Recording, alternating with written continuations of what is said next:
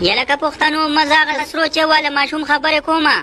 او ما نه غلطي شوې ده دا خبرې ما په غلطۍ کې کړې دي او ما معاف کړه یاره ښه ټینګه دود پتیس کوي ښه سور چې د سره مونس کوي ګورې ښه کړک دود پتیس کوي او د ښه غټه د نسوارو چونډۍ ورپسې ږدی څکې پاتې دنیا د اسم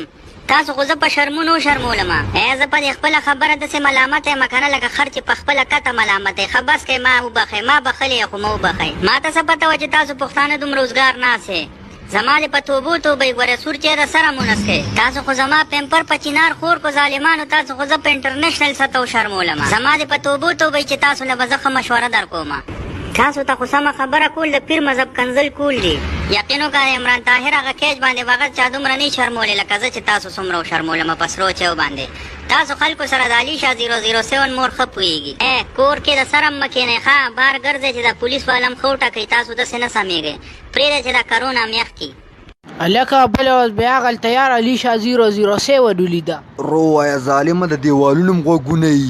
ښه نو مړه څه چله شو خوله خو یې نه یي که نه چې چاته بالو وایي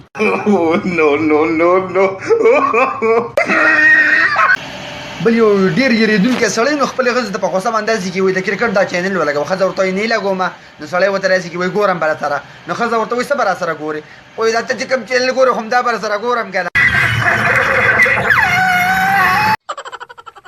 نه ورې دلته چې هغه ګلکار دی پتا نومې دی د هغې کور کوم ځای کې دی د پتاري کور یا دی هغه دا دی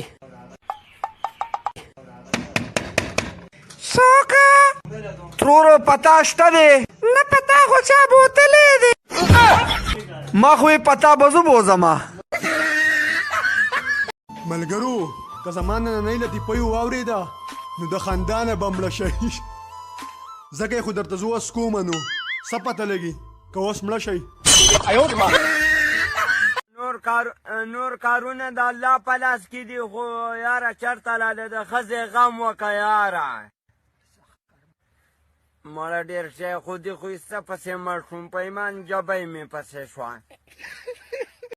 ستا د قسم وي مرګه راشه کږه وږه ځوانې مې خاورې